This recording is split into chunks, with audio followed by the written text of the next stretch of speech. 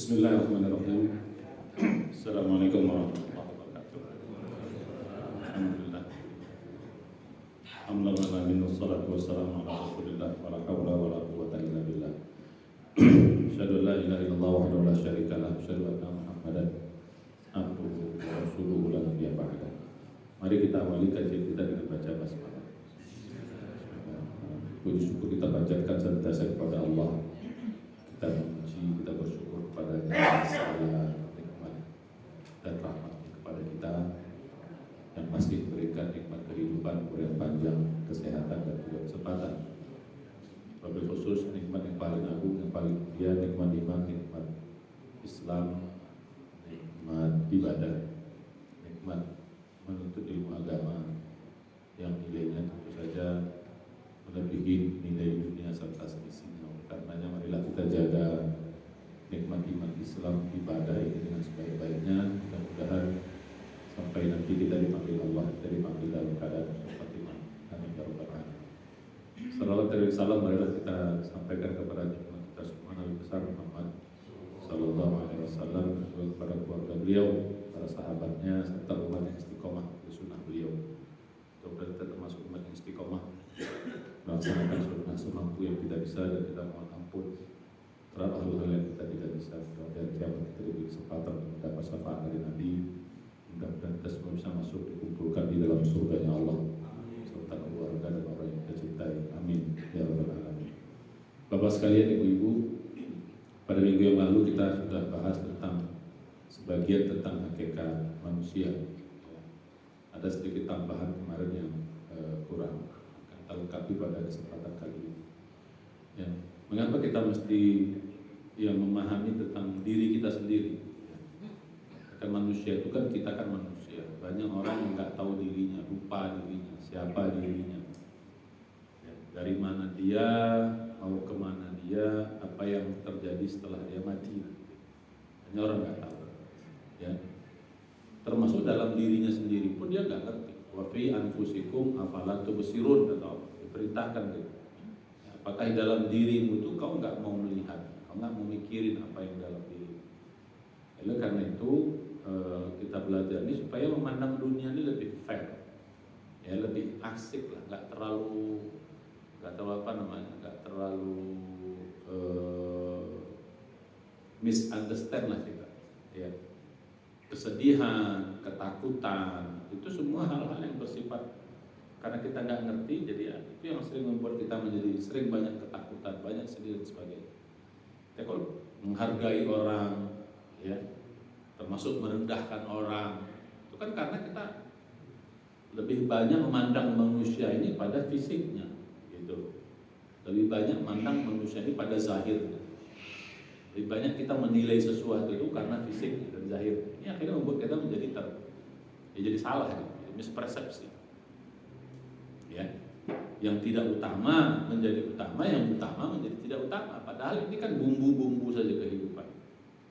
Ma hadhihi hayatud dunya illa la'ib, ya, walahun. Tidaklah kehidupan dunia itu kecuali main-main. Kalau secara fisiknya sebenarnya harusnya asik-asik aja hidupnya. Cuman karena kita sudah berpikir yang terbalik, yang utama menjadi tidak utama, yang tidak utama menjadi utama, akhirnya jadi salah. Nah, ini bikin menjadi kacau, jadi stres, ya, jadi takut, jadi sedih yang berlebihan dan lain sebagainya. Makanya kita perlu juga belajar hakikat tentang manusia. Yang dalam menghadapi hidup ini sebenarnya ya nggak usah terlalu bagaimana lah gitu. Biasa-biasa aja lah hal-hal yang bersifat zahir. Ya, jadi gitu. Jadi karena yang sifat namanya sedih, takut itu pada fisik saja. Takut, kehilangan, dan itu semua hanya sifat fisik.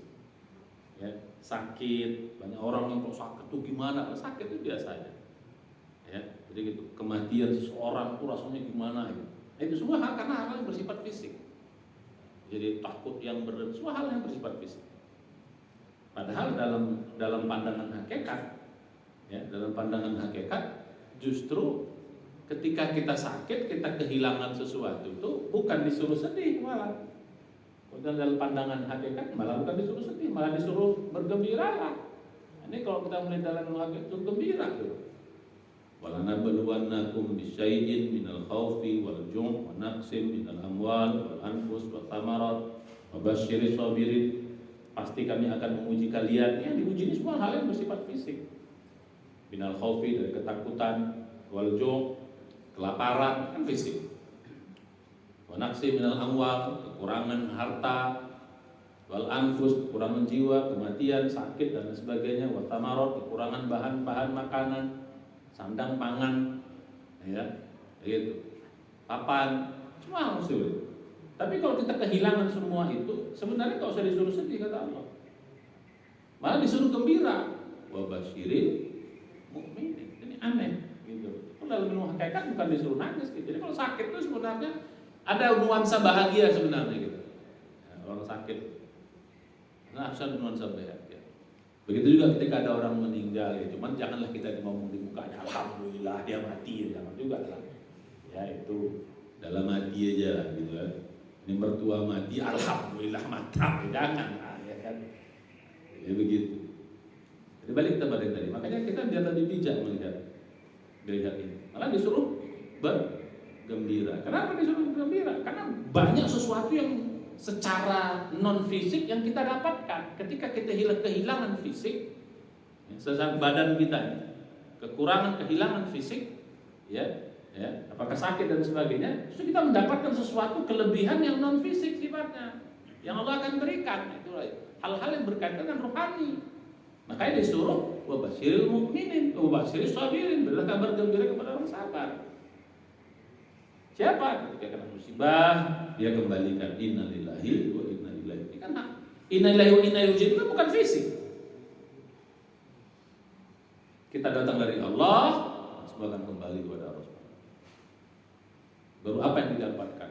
Baik alaihim sholawatun min rabbihim, dapat penghormatan tertinggi, pengampunan, keberkatan, warahmah, dapat kasih sayang dari Allah. Ulaika hum muhtadun, wah dapat petunjuk. Tempat yang lain diberi pahala tanpa batas. Itu semua hal yang tidak bersifat fisik. Ya, makanya kita perlu belajar. Jadi lebih asik melihat dunia. Gak usah terlalu rusak banget lah. Ya, kurang duit itu biasa. Gitu. Ya, sakit itu biasa. Kalau kita nikmati malah kita mendapat sesuatu. Oke, balik ini sedikit tambahannya. Nah, yang pertama kemarin sedikit kita mengulang. Kita pertama dalam hal masami. Ingat ya bahwa manusia itu dari dua. Kita ingatkan. Ini hanya ada dalam Islam, Pak. Dalam luar Islam nggak ada yang begini. Karena hanya wahyu yang bicara begini. Kalau dalam penelitian manusia itu ya badan ini. Secara kedokteran, secara kejiwaan pun juga sama gitu. Jiwa yang dimaksud itu ya jiwa badan, jiwa jasad. Ilmu jiwa yang dinamakan psikologi itu semua rata-rata ya apakah diteliti apa itu semua adalah hal yang bersifat fisik. Nah gitu loh. Tidak masuk ke dalam hal-hal yang bersifat rohani. Rohani itu bahasanya bahasa agama. Makanya kalau tidak dengan pendekatan Quran, pendekatan hadis, pendekatan agama, ya kita nggak tahu manusia. Kita melihat manusia dia fisik saja. Makanya kalau ada orang sakit, makanya mengapa rumah sakit itu jadi mewah, kaya raya, hebat, berbondong-bondong orang bikin rumah sakit. Ya karena manusia itu begitu. Di zaman Nabi dulu coba lihat Pak, nggak ada rumah sakit yang hebat-hebat, nggak ada dokter yang sampai kaya raya itu nggak ada, begitu. Ya. Jadi nggak ada ya. Tapi kita kan kalau kita mengutamakan fisik ini, jadi sakit sedikit berobat, kan kita gitu. Begitu sakit sedikit pasti berobat. Padahal misal itu sakit sedikit itu biasa, nggak usah terlalu flu dikit itu biasa lah gitu loh. Ya. Jadi kita langsung cari mana obat, pusing sedikit cari obat mana, kan langsung begitu, langsung khawatir tinggi. Jadi kalau kita lihat dalam zaman sejarah dulu, orang dalam Islam itu kalau kena sakit itu istilahnya berobat tuh udah tahap ke-7 gitu loh, udah langkah ke-7. Bayangkan Pak, udah langkah terakhir. Setelah langkah-langkah pertama, kedua sampai ke-6 itu kita lakukan. Kalau kita kan justru langkah keberapa? Langkah pertama. Makanya rumah sakit itu menjadi sehebat itu. Cobalah kalau seandainya kita balik ke zaman yang sahabat dulu ini rumah sakit itu nggak sepenuh itu Pak. Yang penuh itu apa? Masjid. Majelis taklim itu yang penuh. Karena disitulah sakit-sakit rohani itu ada gitu loh. Disitulah penyembuhan rohani itu ada. Makanya yang penuh adalah pasar, apalagi yang penuh dari mall, itu kan hal yang fisik semuanya. Jadi kalau orang sakit fisik, waduh berobatnya kemana pun dikejar di Uber. Tapi kalau sakit rohani, tenang saja. Padahal justru sebenarnya penyakit rohani itu jauh lebih berbahaya daripada, jauh bukan sekedar berbahaya, jauh lebih berbahaya daripada penyakit jasmani. Penyakit jasmani paling banter mati, paling banter, gak ada lebih hebat daripada itu. Ada nggak? Ada nggak lebih hebat dari mati? Makanya orang kalau udah mati nggak berobat lagi. Udah sampai pada puncaknya, gitu. Paling banter mati. Habis mati apa? Selesai masalah, habis. Tapi kalau sakit rohani, mati justru awal penderitaan. Kalau sakit jasmani, mati adalah akhir penderitaan. Makanya orang begitu mati tidak akan berobat lagi. Kenapa? Karena akhir penderitaannya selesai. Kalau seandainya orang yang mati itu masih nangis-nangis, kesakitan, pasti kita obati. Betul atau betul? Betul nggak? Lagi ngaji sakit, pasti kita obati. Nah, karena dia udah akhir selesai dari penderitaan fisiknya, maka nggak kita obati lagi. Tapi kematian itu awal dari, kalau misalnya rohaninya sakit, justru awal dari penderitaan yang panjang yang tak berkesudahan. Alhamdulillah. Jadi kalau kita melihat begini, kita jadi asik gitu. Penting kita belajar hakikat manusia itu dalam konteks yang benar gitu. Supaya santai aja, orang punya rumah besar, orang cantik, ganteng, istri 2, istri 3, istri 4, fisik semuanya. Makanya pun nanti kalau kita belajar tentang hakikat pernikahan, jangan menikah fisik saja. Rugi kalau kita menikah fisik saja. Makanya jangan hanya setelah kita menikah, harus menikah sampai pada rohaninya. Kebersamaan rohani itu baru hebat. Di situ unsur rumah tangga yang sesungguhnya. Itu kita belajar hakikat rumah tangga dalam satu perkawinan itu adalah persatuan rohani sebenarnya. Kalau cuma persatuan jasmani, nggak ada beda kita dengan apa Pak? Dengan embek, meong, guguk, apa lagi istilahnya? Bersatu, bersama, ya bedanya cuma kita nikah aja, mereka enggak kan gitu. Mereka langsung aja. Tapi pada hakikatnya sama aja gitu. Kalau hanya sekedar penasihat fisik, habis itu mungkin anak selesai, mati ya di situ. Nauzubillah. Ya maaf ya agak kasar sedikit ya. Tapi perkawinan rohani harusnya, kebersamaan rohani. Karena ini yang membuat kita bersama. Jadi kalau rohani kita sama-sama sehat, sama bersatu, kita akan sama-sama di surga nanti. Sama-sama di surga. Itulah pernikahan yang sesungguhnya dalam Islam, kebersamaan di surga itu. Jadi ujung dari pernikahan kita harus bersama di surga. Makanya ku anfusakum wa ahlikum, bawa pasanganmu, bawa keturunan anak keturunanmu kemana? Kebersamaan di surga.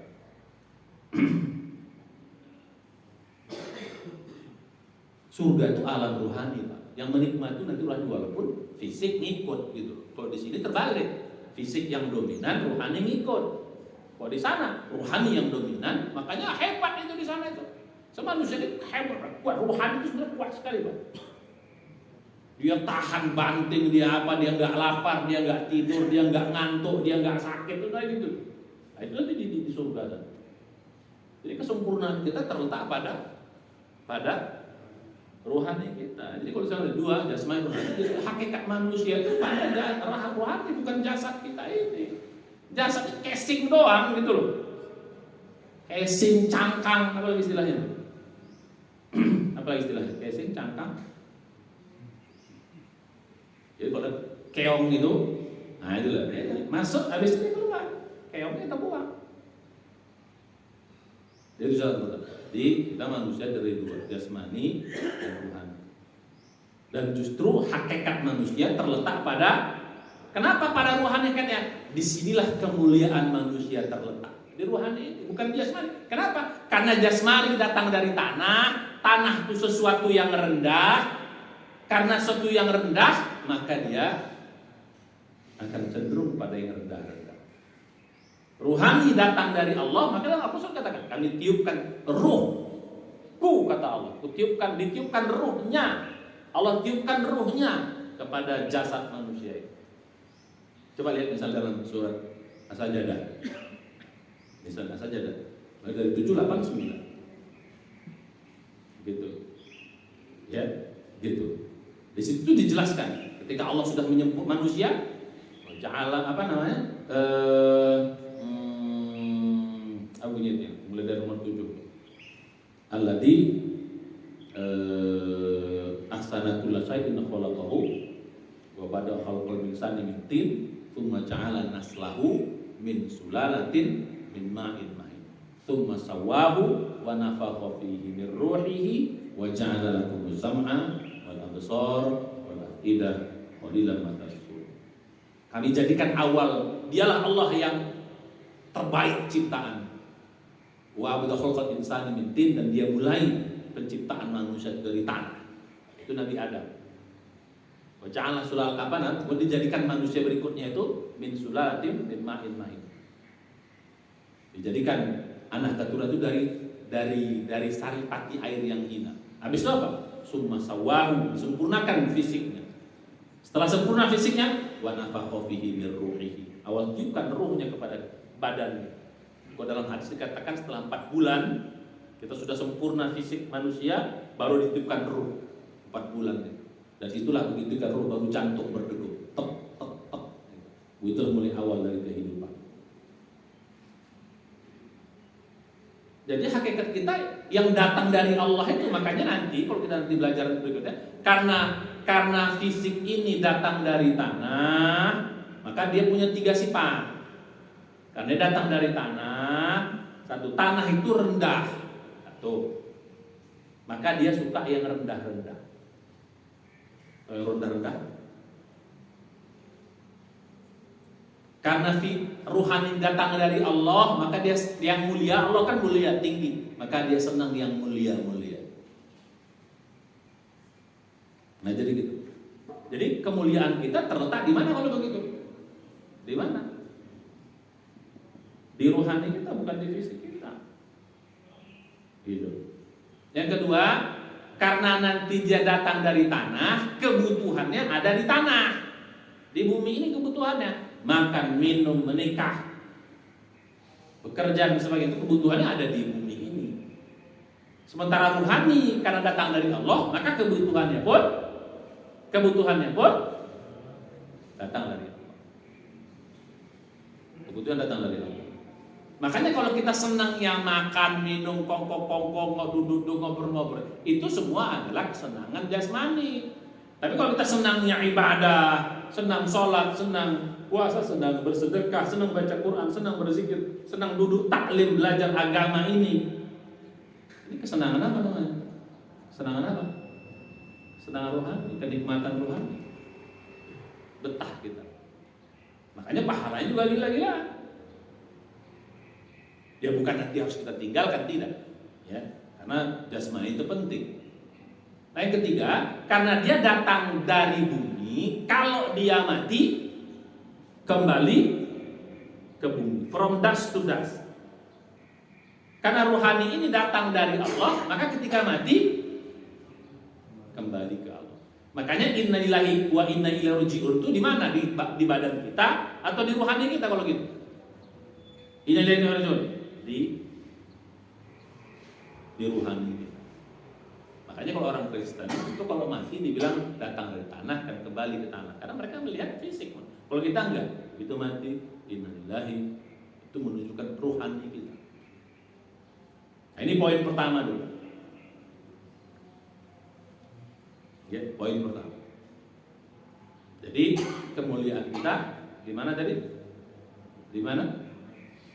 Di ruhani. Itulah yang harusnya kita kedepankan. Kebutuhan kita. Jadi dua-dua punya kebutuhan, jasmani punya kebutuhan, rohani punya kebutuhan. Makanya kalau dalam surat At-Tin itu, walaqad khalaqnal insani Mintin itu, berapa khalaq insana mintin itu kalau ciptakan manusia dari tanah itu maksudnya apanya? Apanya? Ya badannya, fisiknya. Habis itu apa? Tsumma radadnahu, kami kembalikan dia ke asalnya. Ke tempatnya. Loh, kalau manusia dikembalikan ke asalnya, ke tempat yang lebih rendah, itu maksudnya fisik. Tadi kau berasal dari tempat yang rendah, kalau kau tak bisa, di dalam yang kedua dijelaskan, maka kami akan kembalikan kau ke tempat yang rendah. Jadi berasal tempat yang rendah, kalau nggak bisa mulia, kalau ruhnya yang mulia, kita wasih kedua, ya, maka kau akan kembali ke tempat yang rendah. Makanya ada ulama mengatakan neraka itu letaknya di bumi nanti, Pak. Bumi yang berikut. Sedangkan surga itu letaknya di langit. Begitu. Nah, nanti ketika kita sudah digiring di bumi mahsyar ini, neraka itu ya ada di bumi mahsyar itu. Digiring di situ. Sementara surga itu ke langit. Kita nggak tahu di mana bentuknya. Makanya sirat itu kita nggak tahu seperti apa nanti. Ya, balik kita kepada sedikit pengetahuan itu pertama. Nah, yang kedua, catatan kedua, ya. Nah, karena kebutuhan jasmani itu dari fisik dan sebagainya, ya, di dunia ini dan juga tadi rohani. Nah, masuk kepada yang kedua. Nah, ini catatan yang paling penting tentang masalah rohani. Karena rohani kita ini datang dari Allah, jadi yang utama itu rohani. Maka mulai sekarang Bapak-bapak sekalian, ya kita mesti mengedepankannya.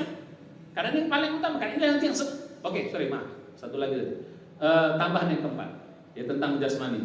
Jasmani itu mati, sementara rohani tidak mati. Ya, yang keempat ya, tambahan untuk yang ini. Jasmani itu mati, ketika kita mati, dia habis, hancur, menjadi tanah, jadi makanan cacing-cacing tanah, ya, gitu.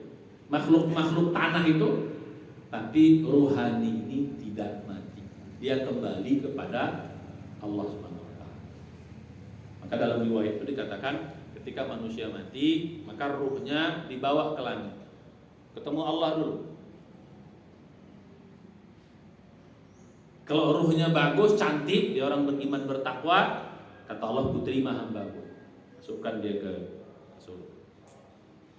Tapi kalau diterima Allah tidak bagus, ini kita bahas.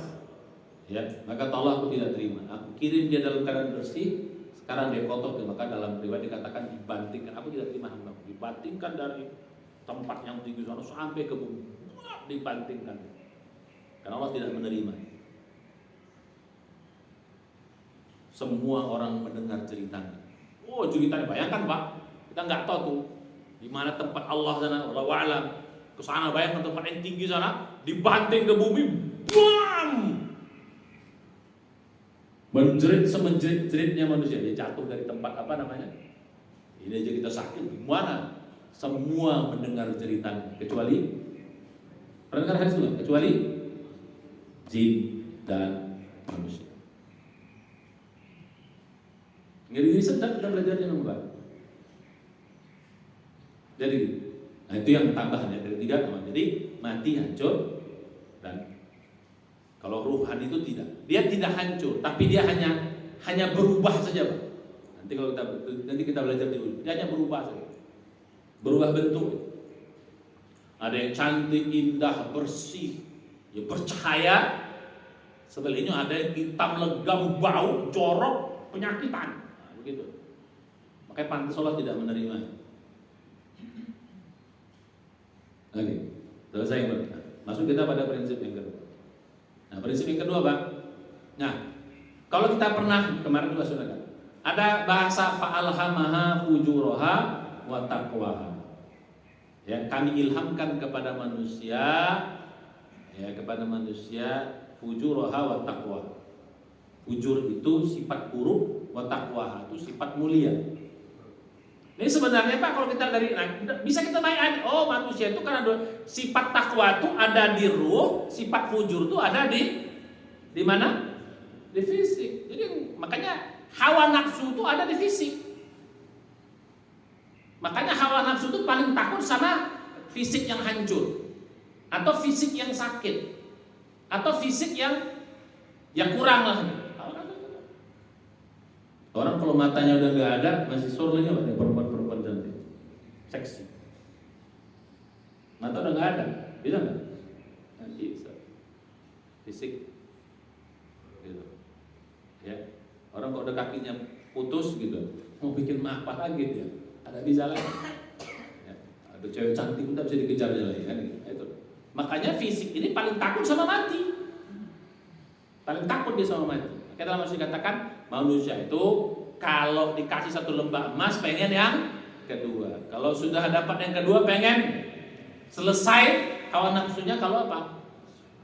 Disumpal dengan tangan. Itu artinya apa? Mati.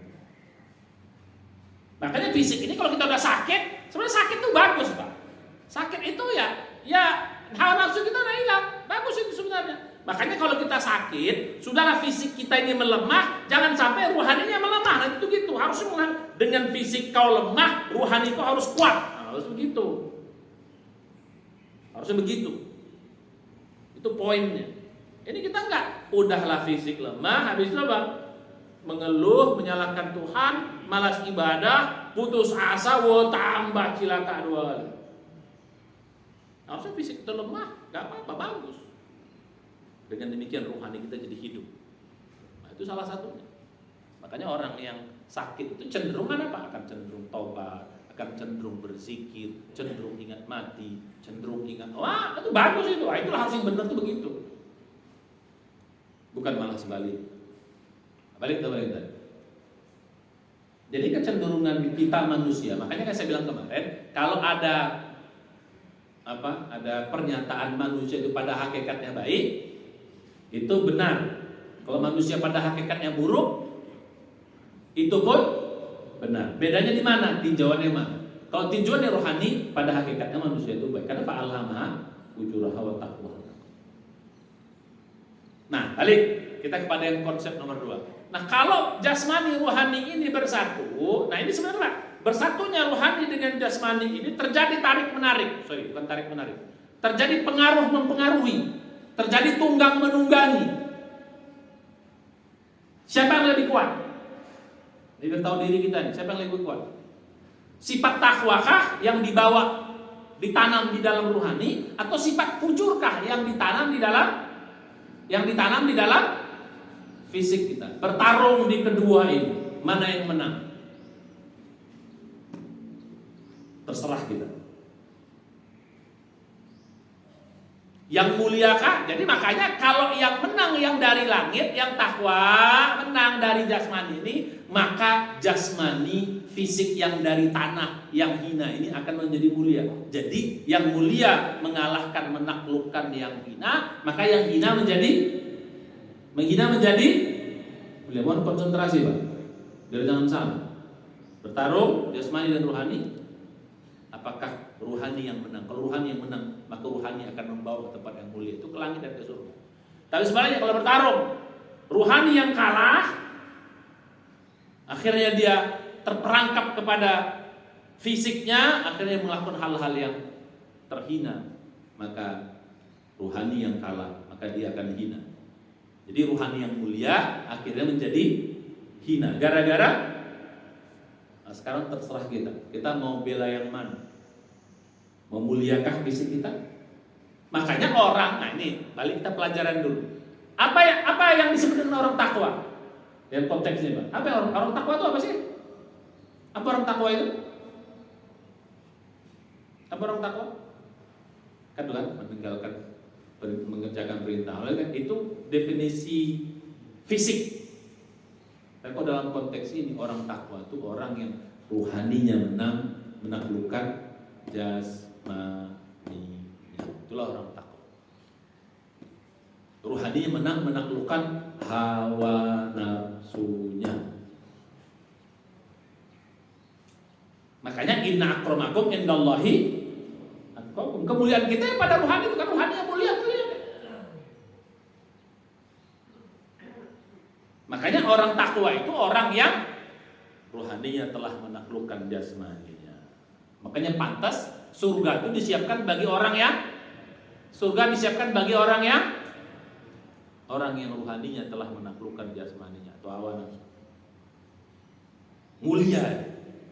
Tapi sebaliknya, kalau dia kalah maka dia menjadi fajir atau fujur, sama.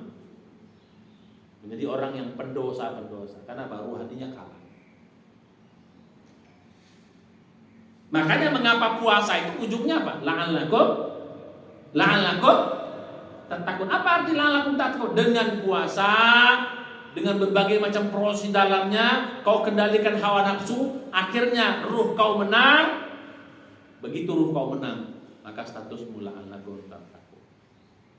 Ini kita belajar konsep, balik kita belajar pelajaran ini. Jadi orang takwa itu apa dalam konteks ini? Dalam pelajaran ini, orang yang ruhaninya sudah mengalahkan jasmani, menaklukkan, akhirnya dia akan menjadi mulia, dimasukkan ke dalam surga. Tapi sebaliknya, orang yang ruhaninya kalah, maka dia akan hina, pantas tempatnya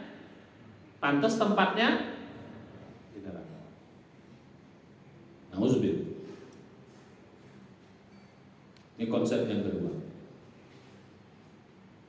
Ya, jadi konsep yang kedua. Nah, kalau gitu kita balik pada konsep ini. Kalau gitu, mana yang kita utamakan? Mana yang kita utamakan? Jasmani atau rohani? Mana yang perlu kita hargai? Mana yang perlu kita concern gitu? Apa perlu kita concern? Harusnya masuk kita paling. Yang ketiga, jasmani bisa sakit, rohani bisa sakit. Jasmani punya kebutuhan, rohani bisa punya kebutuhan. Jasmani punya kesenangan, rohani punya kesenangan. Jasmani punya ketakutan, rohani punya ketakutan. Imbang sama, tapi ketakutannya beda.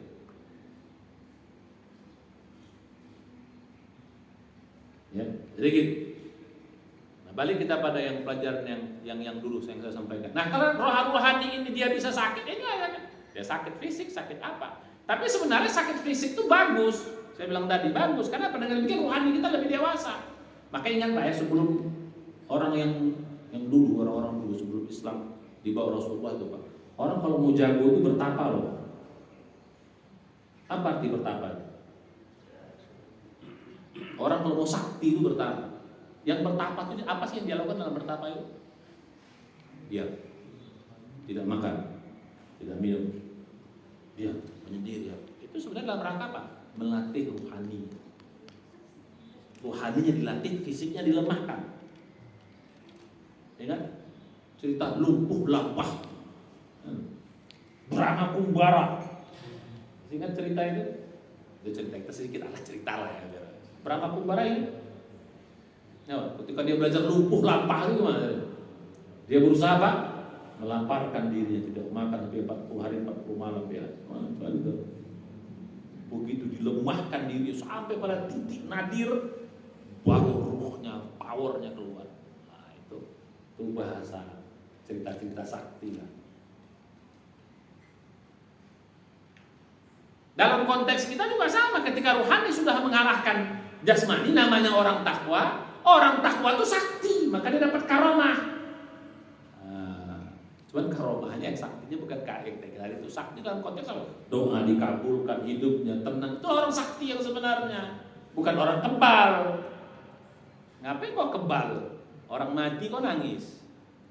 Sekebal-kebalnya orang, begitu sakit nggak bisa ngapa-ngapain juga. Itu berarti nggak hebat gitu. Nggak hebat. Jadi makanya inna akramakum indallahi atqakum itu orang takwa itu punya karomah apa? Punya karomah. Itu makanya harus bilang orang karomah itu bilang bahasa sakti kan sering kita bilang tuh. Wali-wali itu kita bilang sakti, orang tidak. Wali itu yang dibilang sakti itu dalam bahasa agama itu orang takwa. Wali itu orang takwa.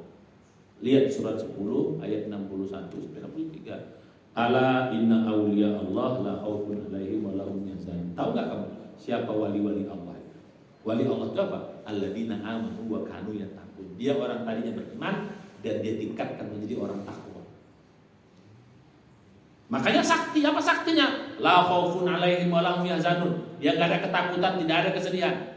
Lahumul busra, hidupnya bahagia terus, fid dunya wa fil akhirah, di dunia akhirat.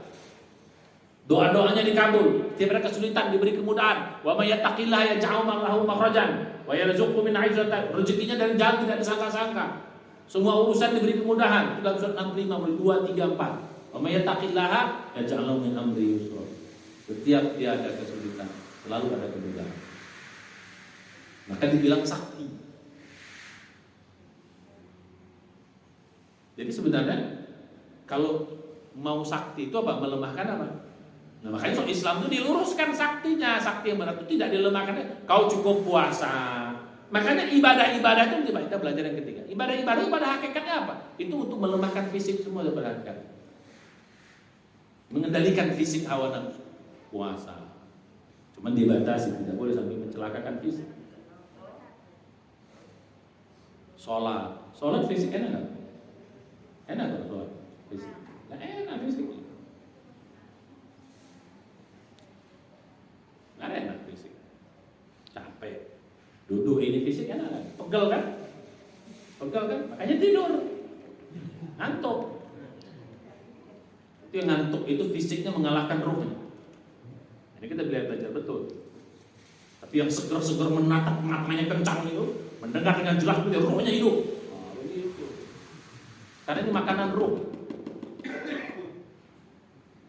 Tapi kalau saya kasih di sini film yang joget-joget bapak nyala, terus sebagian ngantuk, yang ngantuk tuh ruhnya bagus, yang matanya nyala mantap. Nah, sekarang tergantung lihat mana yang hidup, mana yang lebih hebat. Karena ini makanan ruh, Pak. Ini makanan ruh.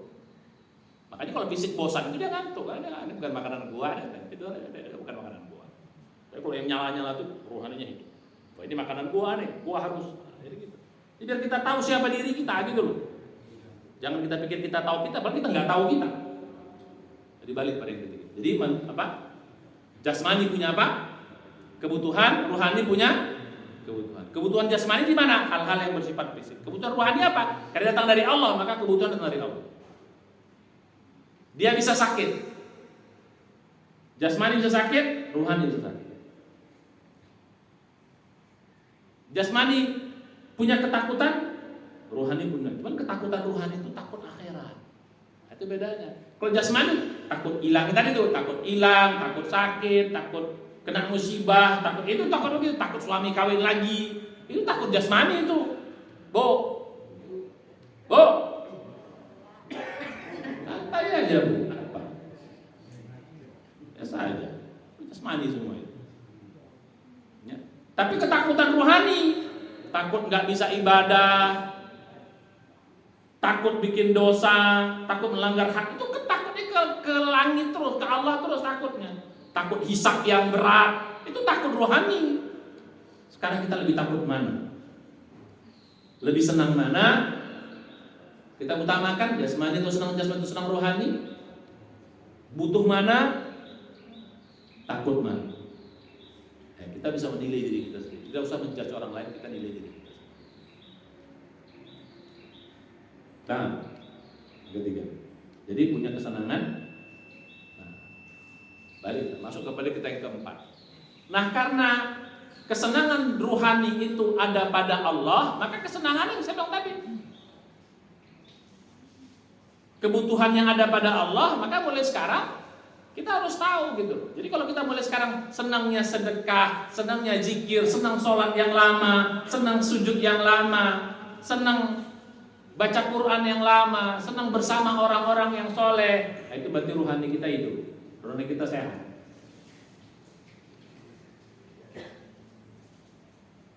Jadi itu cara mendeteksi ya, sehat enggak rohani kita. Tadi itu pada kecenderungan yang mana kita. Tapi sebaliknya, cenderungnya kita ke mall, cenderungnya kita ke pasar, bergabung sama orang-orang cerita dunia, kagum sama orang yang cantik, kagum sama orang yang ganteng, kagum punya orang mobil besar apa? Nah, kesenangan-kesenangan fisik ini itu berarti yang dominan adalah fisik kita, jasad kita. Sekarang tinggal kita menilai diri kita. Pada mana kita berada? Oh Ustaz, saya 50-50, itu gak ada 50-50 Pak. Pasti ada yang lebih cenderung. Dia gitu Pak, dia berbahasa matematiknya berbanding terbalik. Berbanding terbalik itu apa sih?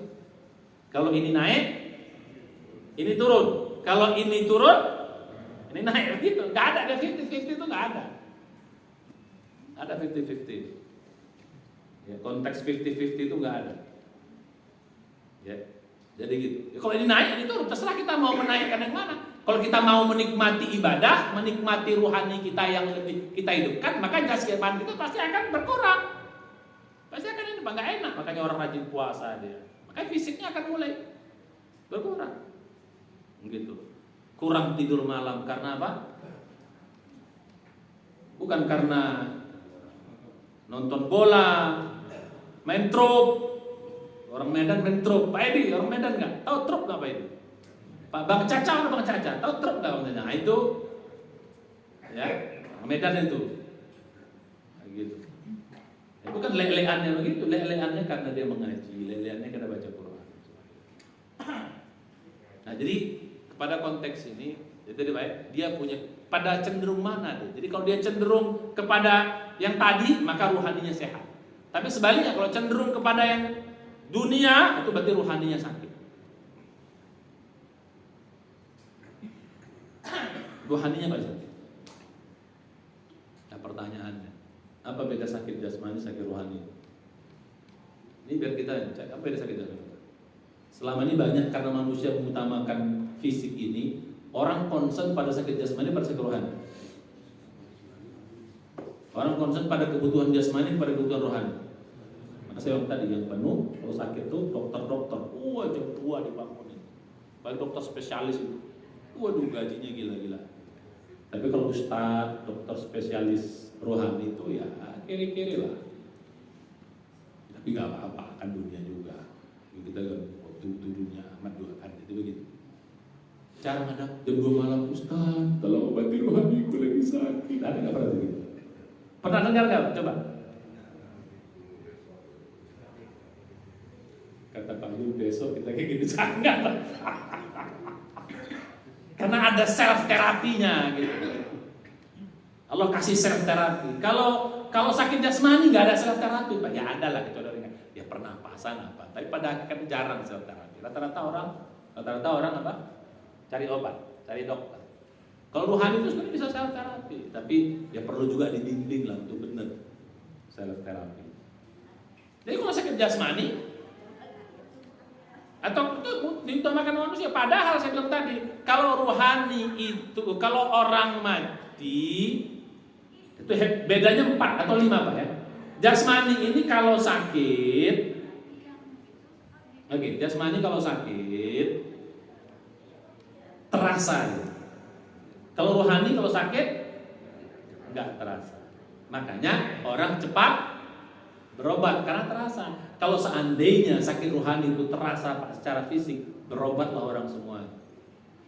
Secara fisik kalau terasa, enggak terasa ya.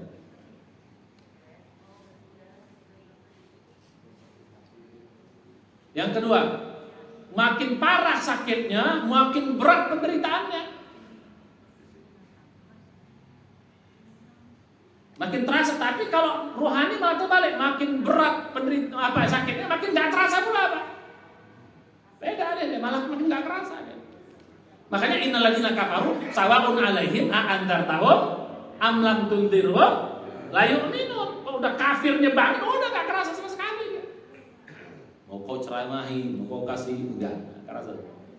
Jadi terbalik Pak. Kalau yang ini makin parah makin terasa penderitaan. Kalau ini makin parah makin nggak kerasa.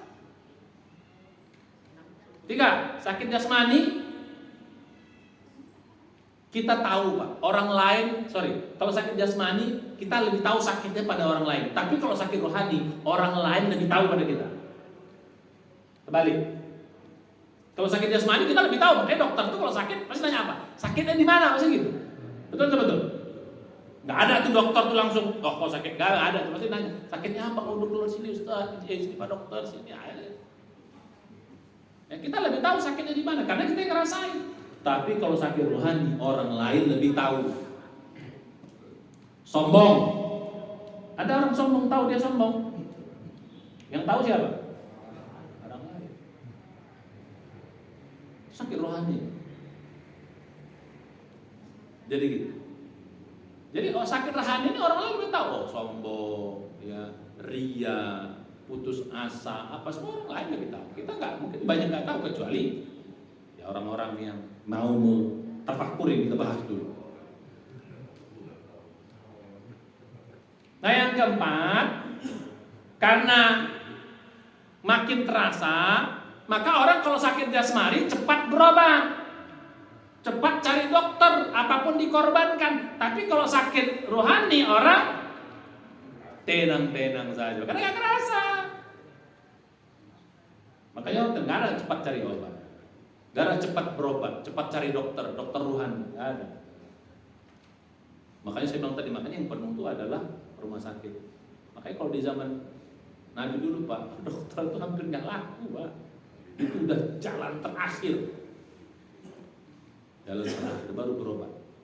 Yang saya bilang tadi level ke-7. Level ke-7 Pak. Orang dia, Ustaz apa tuh yang pertama? Kalau orang kita sakit ya ikhlas Pak. Alhamdulillah sakit. Innalillahi. Itu dulu yang pertama. Innalillahi dulu yang pertama. Yang kedua, dia sabar. Sabar dulu dia. Yang ketiga, dia mulai cari obat. Kalau cari obat cuma dua. Dia berdoa, dia hapus dulu. Allahumma rabbana sallallahu tasya. Baca Al-Fatihah, baca Falaq An-Nas, supaya kursi, baca dia hapusnya. Gitu. Kalau paling banter, baca Al-Fatihah, baca Al-Surah, apa tidak kutip, gitu. Masih juga enggak ini?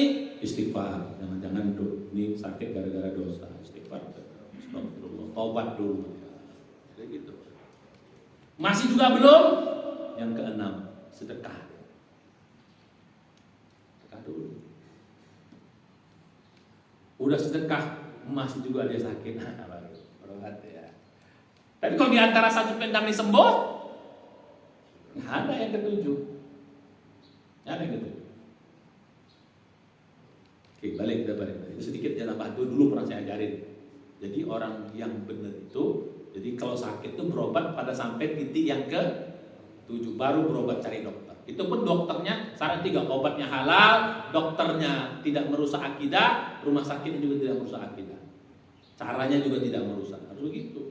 Banyak orang nggak karena pengen berobat akhirnya obatnya obat yang haram, baik cara maupun bendanya. Dokternya kadang-kadang bukan orang beriman, orang kafir, ya kan, betul kan? Karena pengen sembuh. Kalau sekarang dokter orang beriman, kalau beriman tuh enak, oh bapak ini bagus. Kalau apa? Obat ini banyak semua. Orang dokter orang beriman tuh istighfar 3 kali, tobat, kan ada tambahan. Yang ketiga, kalaupun dia berobat rumah sakit, tidak rumah sakit yang baik. Banyak rumah sakit maaf yang mau merusak akidah yang bisa ujung-ujung itu nauzubillah. Orang beriman harusnya tidak begitu. Berbahaya, lebih berbahaya tuh. Oke, itu sedikit. Nah, yang terakhir yang untuk konteks ini, nah kalau jasmani sakit, semenderita-menderitanya paling banter mati, yang saya bilang tadi. Tapi kalau ruhani beda Pak, dia makin parah, makin gak kerasa. Tapi begitu mati, disitulah awal penderitaan yang panjang. Begitu orang mati Pak, disitu awal penderitaan yang panjang kalau sakit rohani. Tapi kalau jasmaninya sakit, ruhaninya sehat, begitu dia mati, penderitaannya habis, ruhaninya senang banget. Makanya orang-orang takwa itu matinya senang, nggak takut dia mati.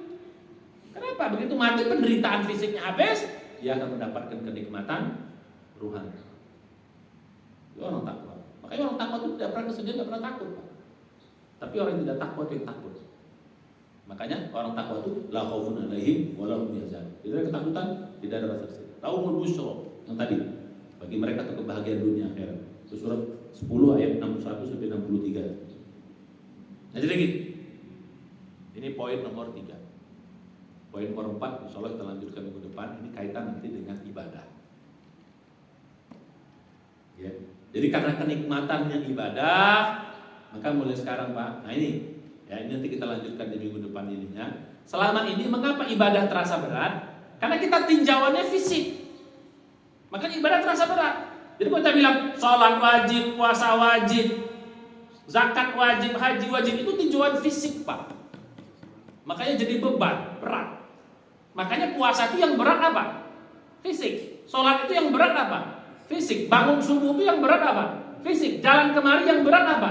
Fisik. Keker dia.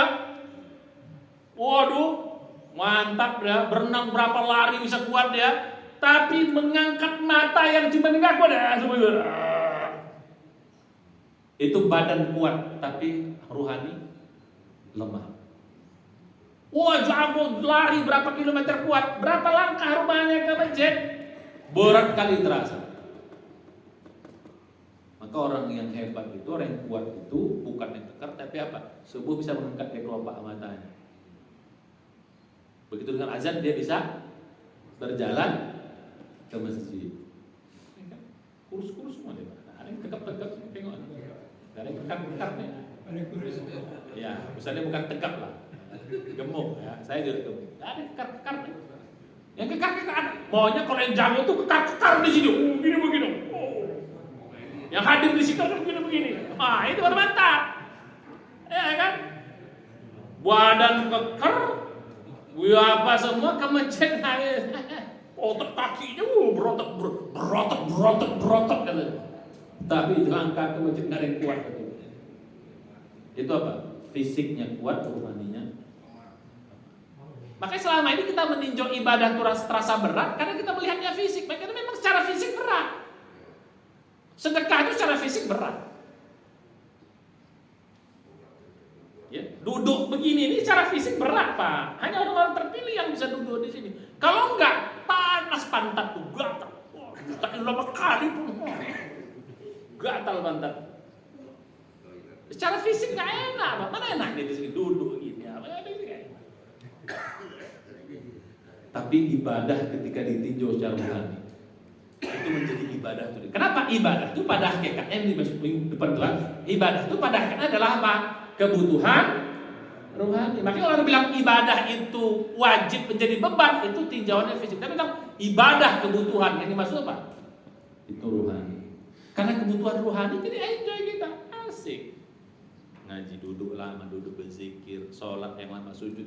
Ini sujud pun rasanya pengen cepat aja. Ya kalau sholat jamaah oke lah. Ya, kita harus jadi. Tapi enggak pun kalau berjamaah ya cepat, tapi sholat sendiri lebih cepat lagi, terbalik lah. Harusnya apa? Sholat jamaah cepat, sholat sendiri harus lebih lama. Terutama di waktu-waktu yang harus disuruh lama. Sholat ba'diyah, sholat duha. Tapi sholat qobliyah cepat. Apalagi qobliyah subuh. Kalau itu paling cepatnya qobliyah subuh, cepat sekali. Seolah-olah Nabi tidak membaca kata Aisyah. Jadi gitu. Kita enggak sholat jamaah cepat, begitu sholat sendiri. Karena bunyi hadisnya ini enggak pernah kita pakai. Bunyi hadisnya kalau kita sebagai imam, kalau kau sholat bersama manusia, ya, fal yukhaffif kata Nabi, ringankan. Fa inna minhum at-ta'if, ada yang sakit, al-marid, ada yang sakit, orang yang sakit, al-kabir, ada yang tua, wadil hajah, ada yang punya hajah. Tapi kalau kamu sholat sendiri, gitu, falitawil, panjangkan sholatmu. Jadi kalau kau sholat sendiri panjangkan kata Nabi. Ya cuman cepatnya imam di zaman Nabi beda dengan cepatnya kita, Pak. Cepat mereka tentu makninah itu kalau kita hitungan itu cepatnya mereka itu 10 kali tasbih itu ruku dan sujudnya. Kalau kita cepatnya kita sekali tasbih kadang tak sempat kita. Berlomba sama imam, tak tuh capek kita kejar. Imam takut dikejar sama makmum. Ada tuh Pak, imam takut dikejar sama makmum. Padahal nggak akan mungkin makmum itu menang.